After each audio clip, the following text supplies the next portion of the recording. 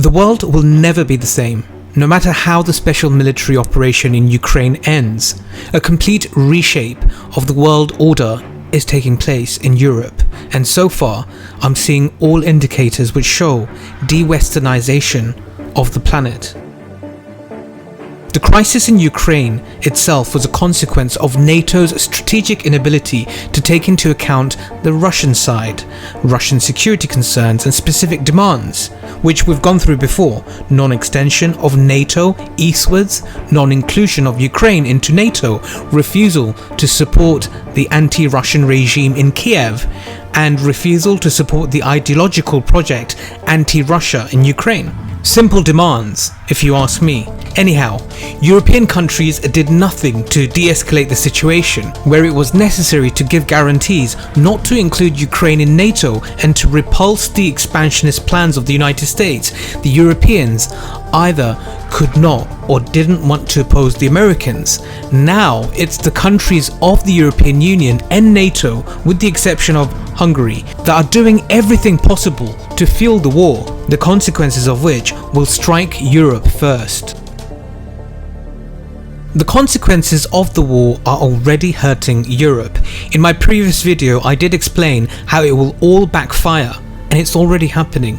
European countries are forced to accept refugees whose number now runs into millions. According to EU Chief Diplomat Joseph Borrell, the European Union will only be able to take up to 5 million refugees. Meanwhile, already there's 7.1 million refugees, Ukrainians, that have arrived in the countries of Central and Eastern Europe, according to the United Nations Refugee Agency.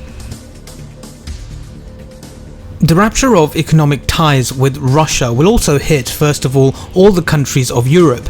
Rising food and energy prices, inflation, all this is already felt by European countries. I live in Brussels, for goodness sake, I see this day in, day out.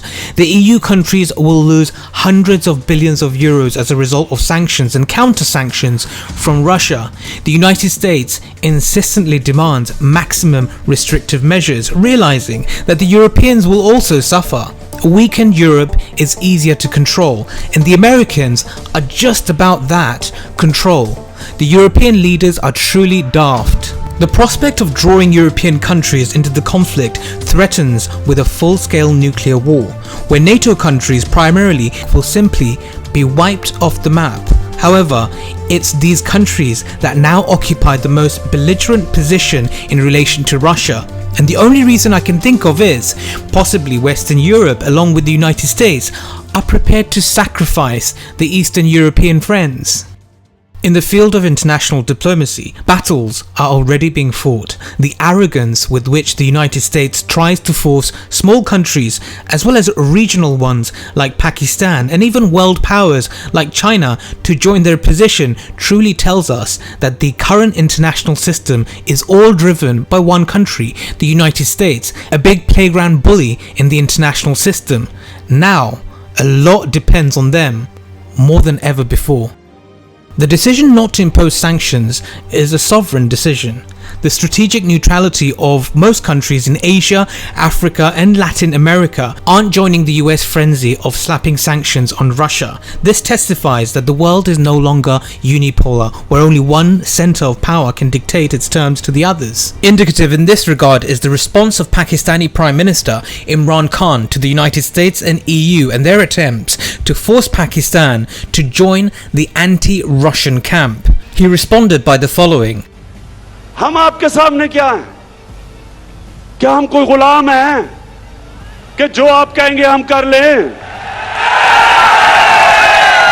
The leader of the South Asian country angrily reacted. India hasn't spoiled its relations with Russia either, despite the Indian media barking for Ukraino-Nazis 24/7. The Chinese Foreign Ministry spokesperson Zhao Lijian said on March the 10th that Beijing would respond harshly to Washington's attempt to punish Chinese companies for cooperating with Moscow. The United States wants to stop buying Russian oil, and trying to mitigate the consequences of refusing to buy Russian oil, the United States is trying to negotiate with Saudi Arabia, with which relations have seriously deteriorated. And I said it at the time, Khashoggi was in fact murdered and dismembered and I believe in the order of the Crown Prince. And I would make it very clear, we were not going to, in fact, sell more weapons to them. We were going to, in fact, make them pay the price and make them, in fact, the pariah that they are. There's very little social redeeming.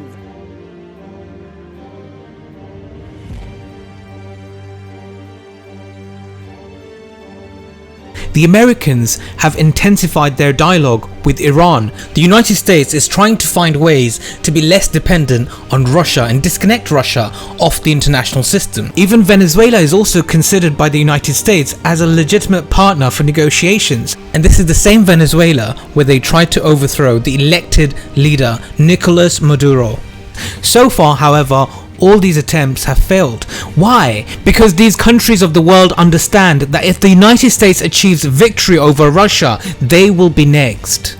The more the countries of Latin America, Asia and Africa resist American attempts to drag them into the sanction war, the more attractive they become for Russia in economic terms. This also applies to Russian investments in these countries and entering the Russian market and investing in Russia, especially in those areas where European and American investors are leaving.